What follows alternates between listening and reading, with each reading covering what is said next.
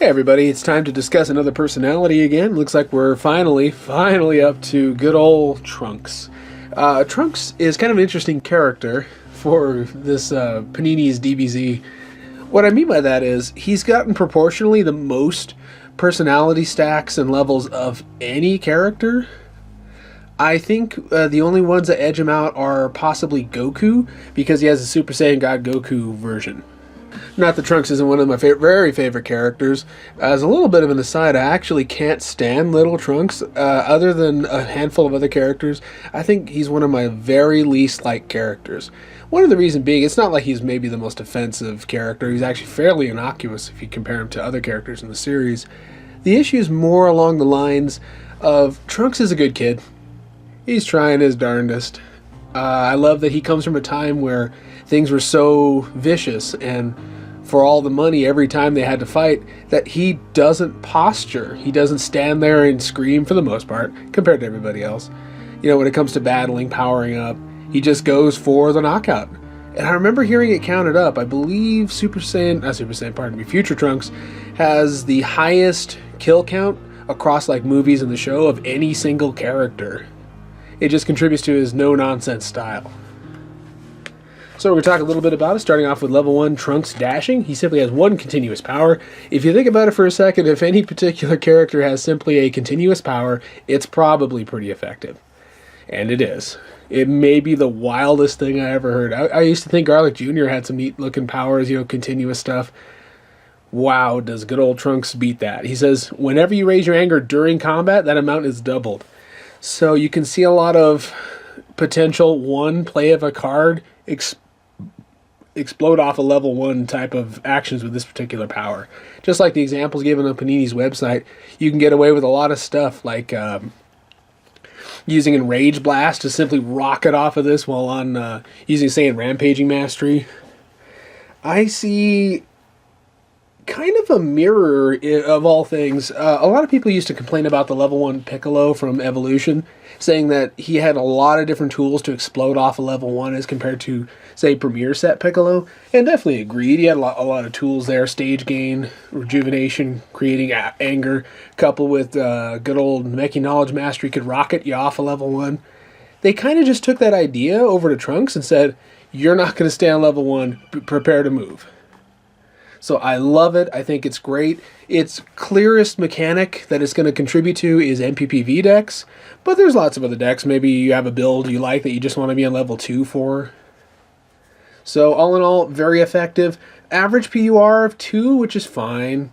Excellent stages if you want to stay here. I don't know who would, but if you did, the 225,000 is not bad at all for a power level for dealing stage damage. Moving over to level 2, Trunks Frenzied. Excellent all the way around. PUR 3, definitely enough to be competitive. It's not like he's super slow like some of the other sort of gimmicky players. 2 powers, one of them is a continuous. Whenever you play a named card, you may use a critical damage effect. So all the people with the Trunks sword decks are going to have something to shoot for with this particular one. All the other ones, like the Vengeance set level 1 does amazing things, with sword cards and such. This would be an excellent complement to that. Like if you didn't want to use a double anger level 1, this would be excellent for as a level 2. Maybe you don't even need to go any further. You just keep getting something that keeps offsetting and complementing your powers.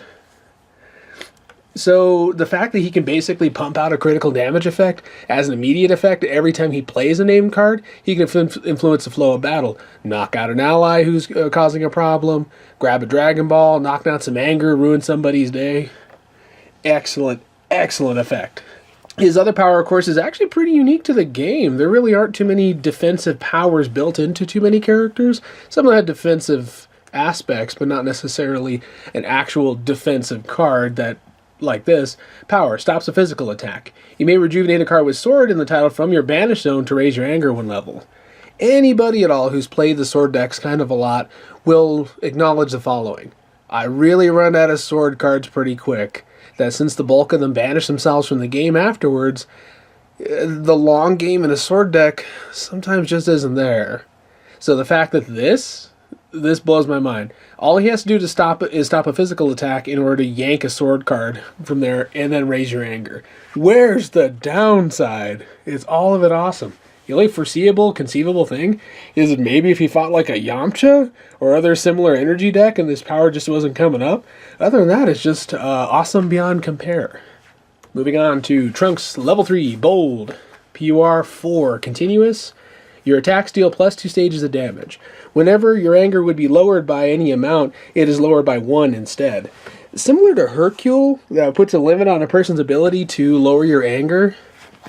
It's going to put together a deadly combination. If one were to think about it, the fastest running MPPV deck of the next set may very well be Trunks, because once he hits level 3, you're going to have a dilly of a time lowering his anger. You got this big old lower 2 anger, 3 anger. Has very much of a negligible effect on old Trunks.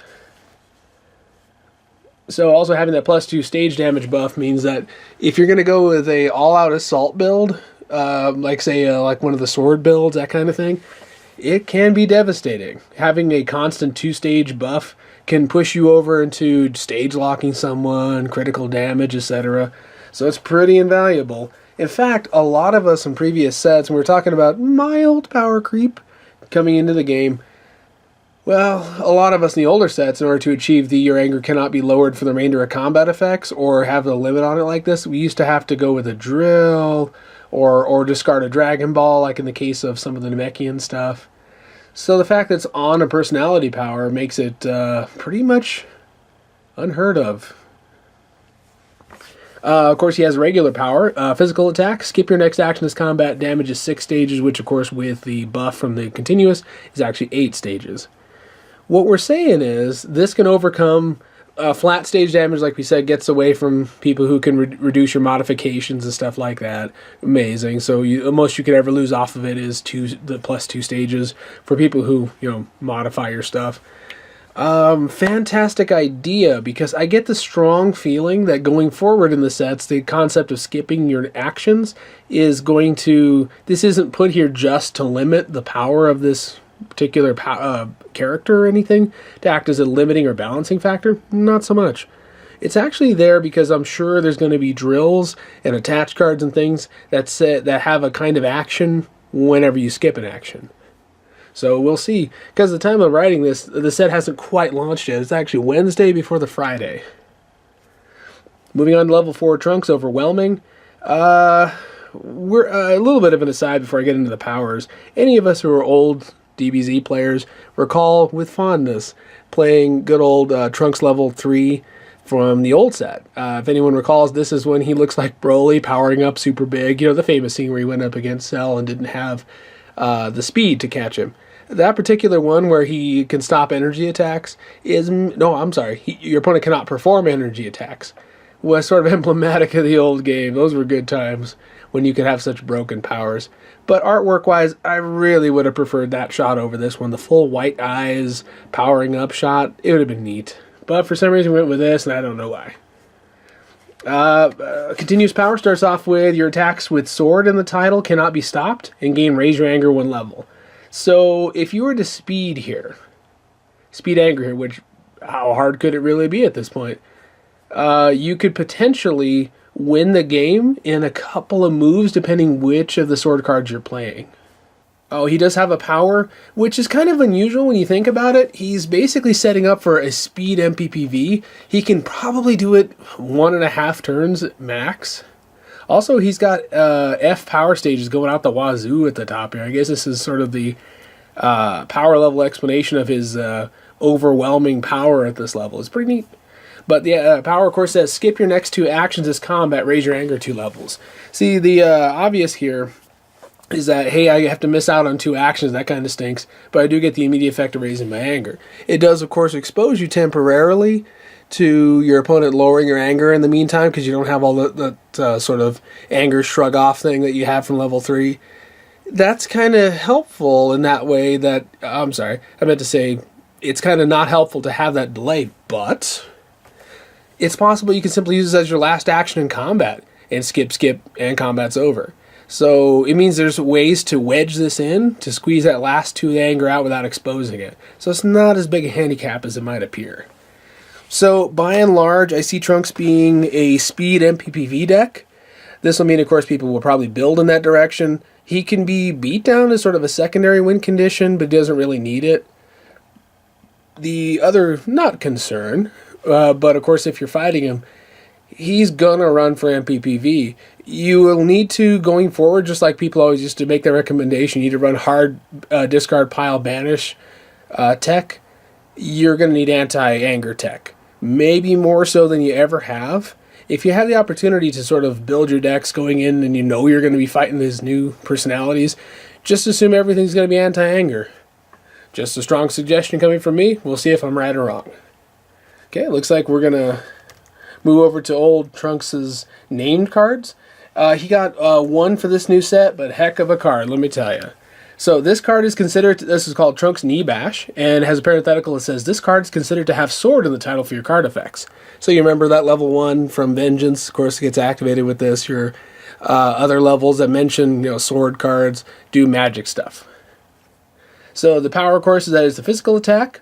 It instantly lets you banish a setup, drill, or attach card. So let's say you've been wall breakered. Let's say you've been Android arm breakered. Let's say you had any number of attach cards like Black Capture or other similar cards thrown onto you. You don't care. You really don't care.